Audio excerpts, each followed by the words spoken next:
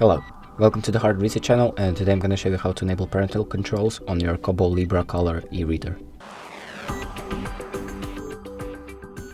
So the first thing you're going to do is click on the More button on the bottom right of your screen, then click on Settings, and then click on Accounts. And here you will have the parental controls options. So if you enable the block, store, web browser, and external sources option, the parental controls will be enabled, and it will ask you for a 4-digit PIN that you can type in to access the parental controls. So don't share this with your kids.